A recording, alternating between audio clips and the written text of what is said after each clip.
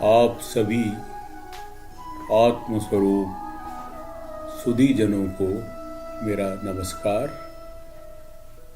आज मैं श्रीमद् भगवद गीता के विषय पर आपसे कुछ चर्चा करना चाहूँगा। महाभारत एक हमारा ऐतिहासिक ग्रंथ है। It is a historical document of Rishi Ved Vyas. अंधा धृतराष्ट्र अपने पुत्र मोह के कारण महाभारत युद्ध का कारण बना है। आप सबको मालूम होगा कि भगवान कृष्ण ने बहुत कोशिश की कि ये महाविनाशक युद्ध खत्म हो जाए। उन्होंने खुद एक पीस मैसेंजर बनकर पांडवों की ओर से कौरवों की सभा में 5 गांव मांगे ताकि युद्ध किसी तरह से टल जाए। परंतु दुर्योधन ने कहा कि मैं सुई की नोक के बराबर भी पृथ्वी नहीं दूंगा। तो युद्ध अनिवार्य हो गया था। दोनों तरफ से फौजें इकट्ठी हो रही थी। युद्ध का होना ऑलमोस्ट सर्टन था। लास्टली एक बार वेद व्यास धृतराष्ट्र के पास पहुंचे लड़ाई होने से पहले। उन्होंने धृतराष्ट्र को समझाया कि बेटा अब भी समय है, तुम राजा हो, तुम अगर हुक्म दोगे तो ये युद्ध टल जाएगा। लेकिन धृतराष्ट्र जो है वो मोह से अंधा हुआ है और मन में उसने सोचा मेरी तरफ भीष्म हैं, द्रोण हैं और 11 अक्षौणी सेना है और भीष्म तो इच्छा मृत्यु है, इसलिए मेरी तो जीत निश्चित है, पांडव हारेंगे ही। लेकिन ऊपर से वो व्यास जी को कहता है मैं क्या करूं, दुर्योधन मेरी सुनता नहीं। इस पर वेद व्यास ने उसको कहा कि अच्छा, मैं तुम्हें दिव्य दृष्टि प्रदान करना चाहता हूं कि तुम यहां बैठे हुए ही हस्तिनापुर में युद्ध का पूरा हालचाल जान सको। ऊपर से इसने कहा उनको कि नहीं, मुझे पता है कि मेरे पुत्र अधर्म की तरफ हैं, पक्षधर हैं और पांडव धर्म की ओर हैं और साथ ही साथ पांडवों के साथ भगवान श्री कृष्ण हैं, इसलिए अंतिम जीत तो उनकी ही होने वाली है और मैं अपने 100 पुत्रों को एक एक करके मरते हुए नहीं देखना चाहता। इस पर वेद व्यास जी ने उसको कहा कि अगर तुम नहीं चाहते देखना तो मैं तुम्हें ये बाध्य नहीं करूंगा। मैं तुम्हारे जो सारथी है संजय को दिव्य दृष्टि देता हूं, वो देखकर तुम्हें इसके बारे में बताएगा। तो इस पर धृतराष्ट्र मान गया। अब जब फौजें लड़ने के लिए तैयार थी तो संजय सीधा कुरुक्षेत्र के मैदान में आ गया, जबकि धृतराष्ट्र वहां हस्तिनापुर महल में ही रहा। वहां पर फिर युद्ध शुरू हुआ। भीष्म पितामह जो थे उन्होंने कौरवों की पांडवों की सेना का संहार शुरू किया। 9 दिन तक पांडवों की सेना हारती गई। कभी एक पक्ष जीतता, कभी दूसरा पक्ष जीतता। 9 दिन के बाद आधे से ज्यादा पांडवों के सैनिक मर चुके थे।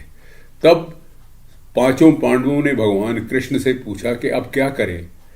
तो भगवान कृष्ण ने उनको सजेशन दी कि तुम जाओ और जाकर भीष्म को प्रार्थना करो कि आपने युद्ध शुरू होने से पहले जो हमें विजयी भव का आशीर्वाद दिया था वो आशीर्वाद वापस ले लो, क्योंकि जब तक आप नहीं गिरेंगे तब तक हम जीतना पॉसिबल नहीं है।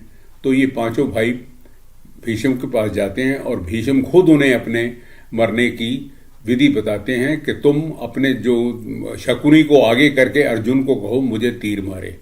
और 10वें दिन भीष्म पितामह गिर जाते हैं। जब भीष्म पितामह गिर जाते हैं शरशैया पर तो संजय भागकर हस्तिनापुर में वापस आता है और फिर वो धृतराष्ट्र को बताता है कि भीष्म पितामह गिर गए हैं। तो धृतराष्ट्र इस पे विश्वास नहीं करता। वो कहता है ये कैसे संभव है, धृतराष्ट्र तो भीष्म पितामह तो इच्छा मृत्यु हैं और अर्जुन तो इतना धर्मात्मा है, उसने उन पे बाण कैसे चलाए, और बाण चलाए भी तो वो उन्होंने उसका प्रतिकार क्यों नहीं किया।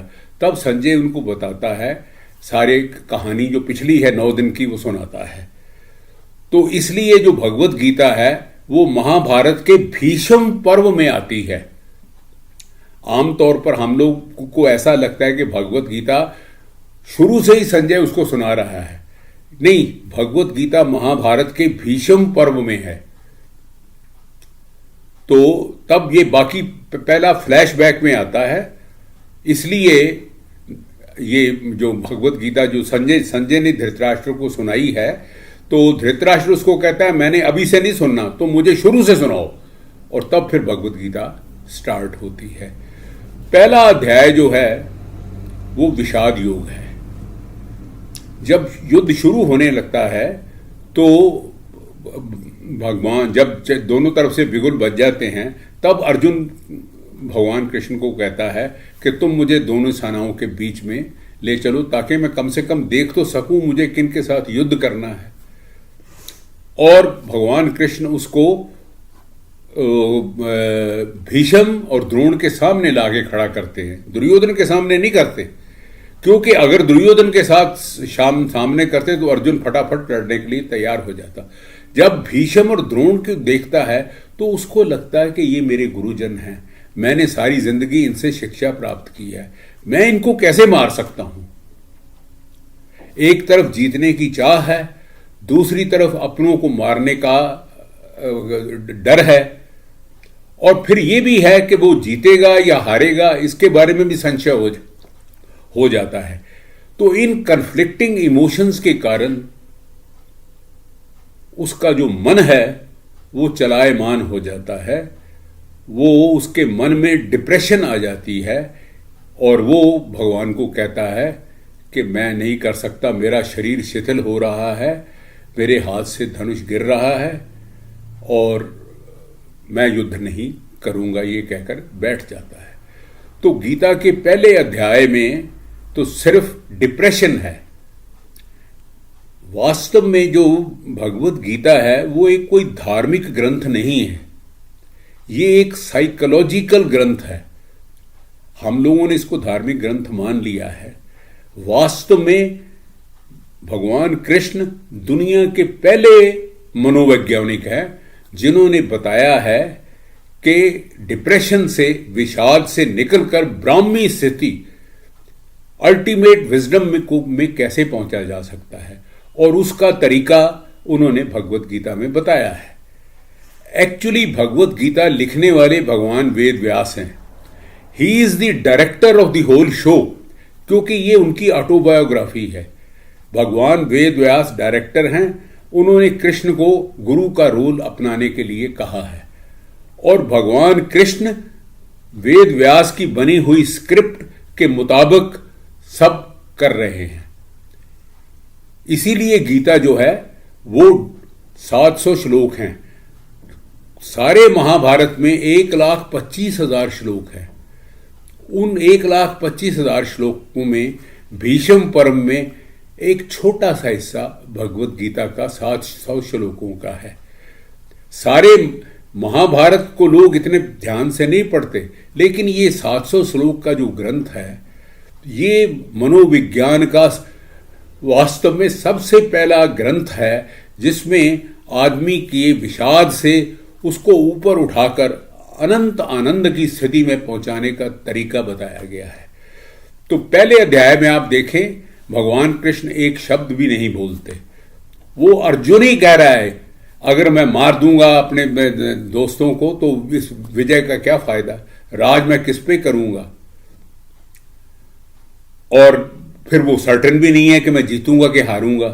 तो इन कन्फ्लिक्टिंग इमोशन के कारण उसका जो मन है वो डिप्रेशन में चला जाता है, और वो कहता है कि मेरे से अब युद्ध नहीं होगा प्रभु, तब भगवान दूसरे अध्याय से अपना अपना उपदेश शुरू करते हैं, और वो उसको पहली बार वहां गाली निकालते हैं कि तुम इतने नपुंसक कैसे हो सकते हो,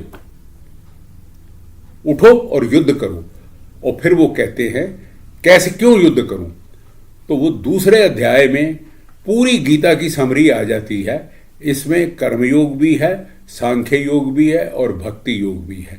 भगवान कहते हैं तुम्हें कर्म करना होगा, क्योंकि तुमने 13 साल तक इसी युद्ध के लिए साधना की थी, दिव्य अस्त्रों को प्राप्त किया था, तो इसलिए तुम्हें युद्ध करना ही होगा।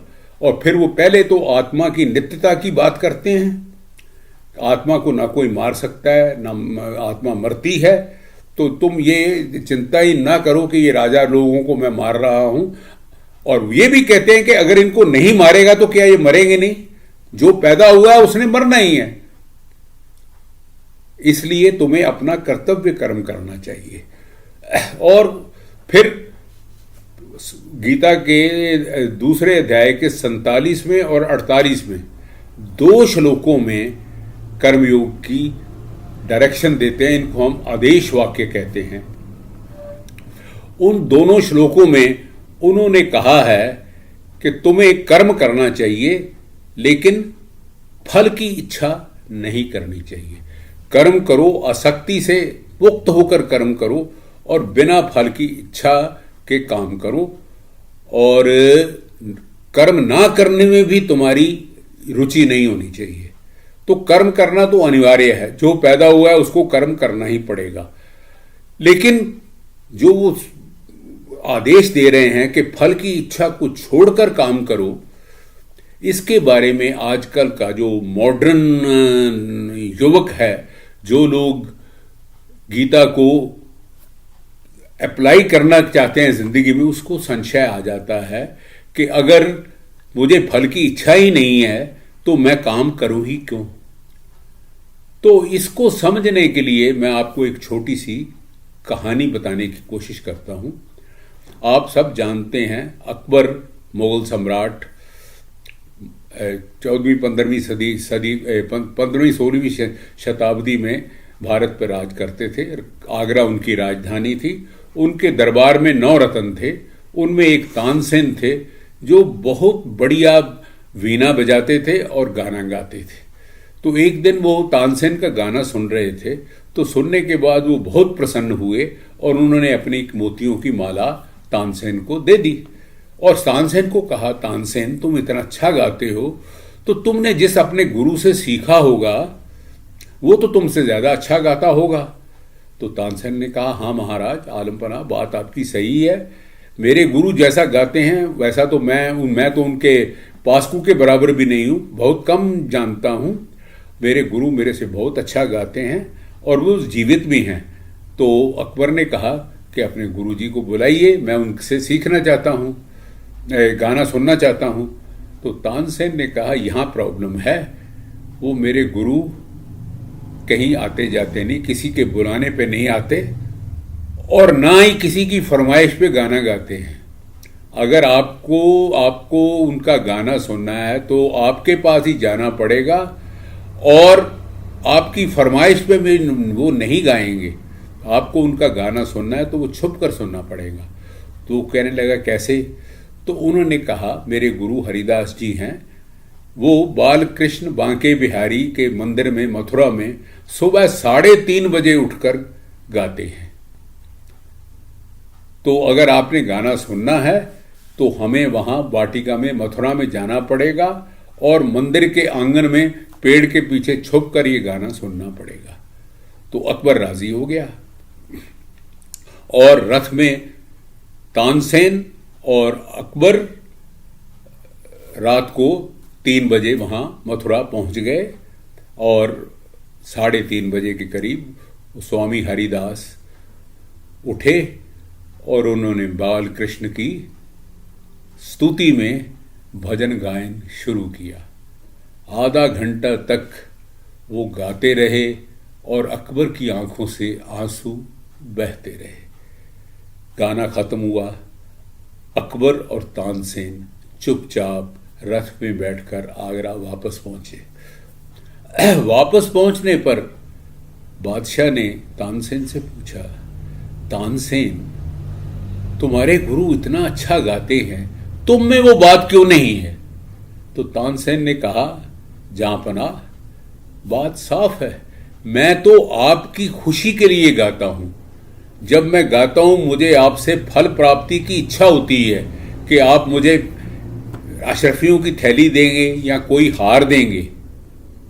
मेरी जो दृष्टि है वो फल पर होती है और मैं कर्म करता हूं, गाना गाता हूं। जबकि हरिदास जी गाना गाते हैं, उनको कुछ चाह नहीं होती। वो गाना तब गाते हैं जब प्रभु के प्रेम से उनका हृदय सराबोर होता है, किसी की फल की इच्छा नहीं होती और वो आत्मभाव से गाते हैं। तो इसलिए कर्म करना चाहिए और फल की इच्छा नहीं करनी चाहिए। फल तो मिलेगा ही, कॉज और इफेक्ट का जो लॉ है कर्म का, वो तो सब एक्शन पे अप्लाई होता है। जैसे एक स्टूडेंट है, उसने इम्तहान देना है, इम्तहान पास करना उसका लक्ष्य है, तो फल तो उसको मिलेगा ही। लेकिन अगर 24 घंटे आप रिजल्ट की बात सोचते रहेंगे तो आपसे पढ़ाई भी ठीक तरह से नहीं हो सकेगी। तो लक्ष्य अपना निश्चय करो, कर्म करो और फल की इच्छा छोड़ दो।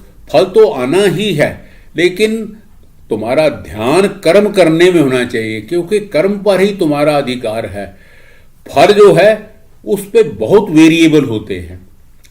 उदाहरण के लिए देखिए, अगर किसान खेती करता है, बड़ी मेहनत से हल से चलाता है, और जब फसल काटने का वक्त आता है तो अगर सडनली बारिश हो जाए, ओले गिर जाए, तो फसल तबाह हो जाएगी, तो फल नहीं आएगा। अगर वो ना गिरे तो फल बहुत अच्छा आएगा। तो फल के रिजल्ट के लिए बहुत सारे वेरिएबल हैं जिन पर हमारा कंट्रोल नहीं है।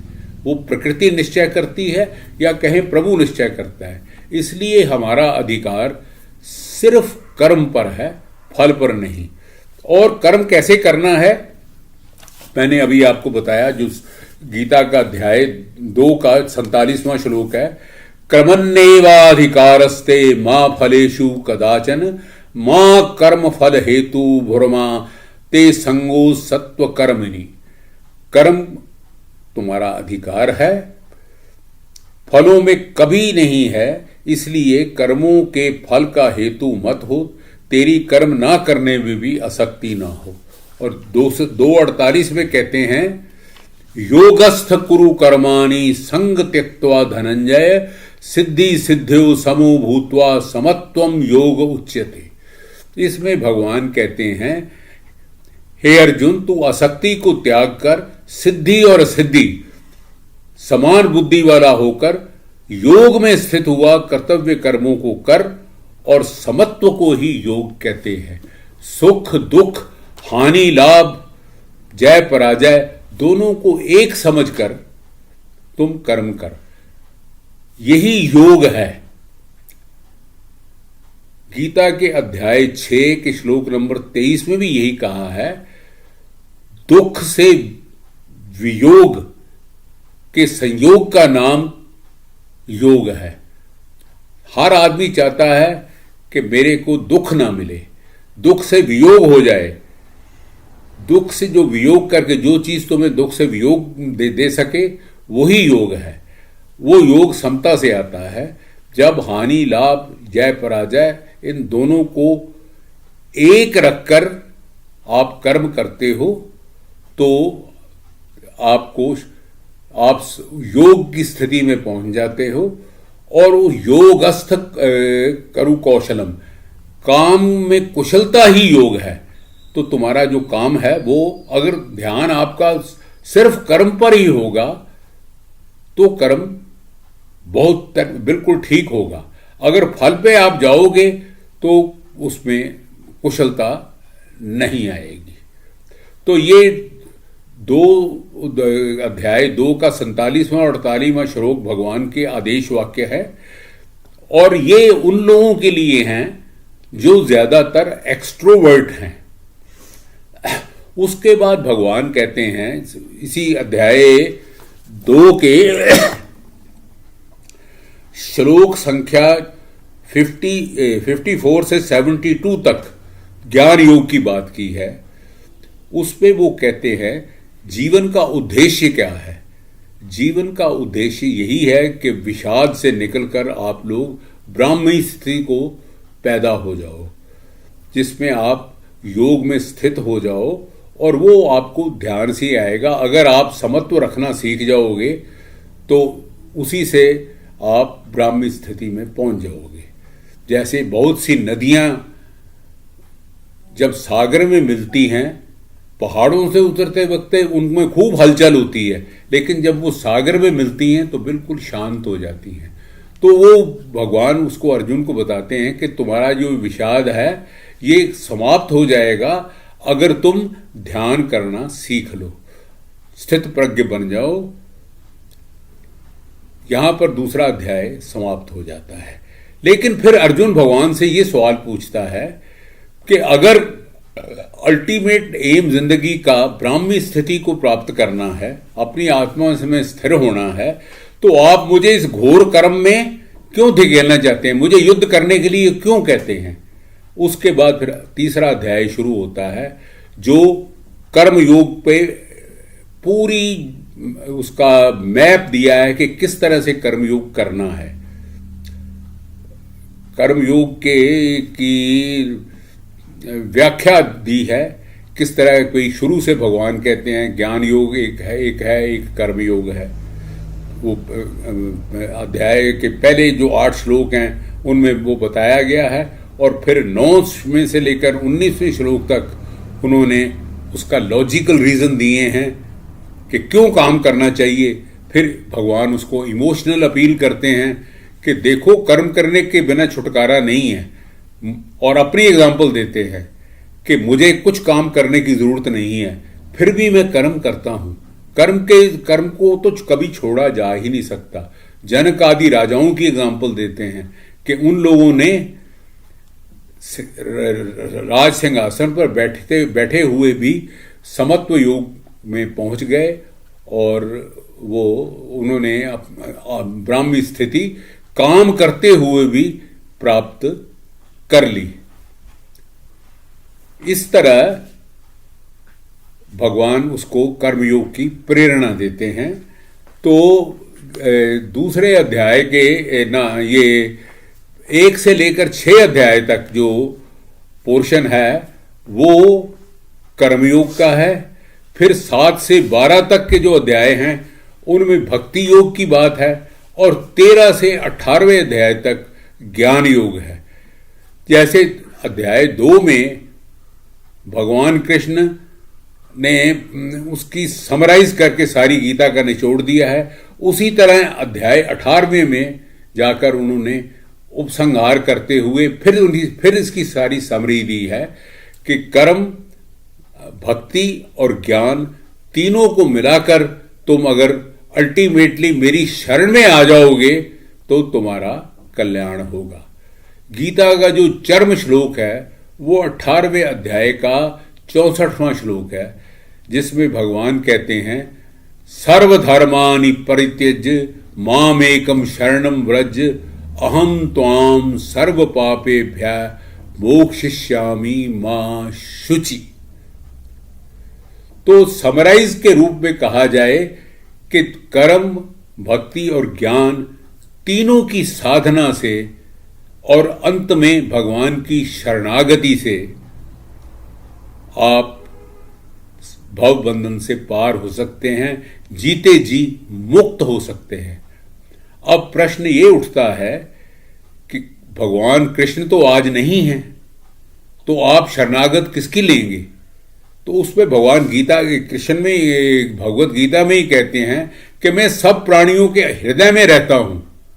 तो अपने अंदर जो आपका लार्जर सेल्फ है उसकी शरण में जाना है, अपने स्मॉलर सेल्फ को, अपनी ईगो को अपने लार्जर सेल्फ के सामने सरेंडर करना है, तभी आपकी वो ब्राह्मी स्थिति, जीवन मुक्त आप बन सकेंगे।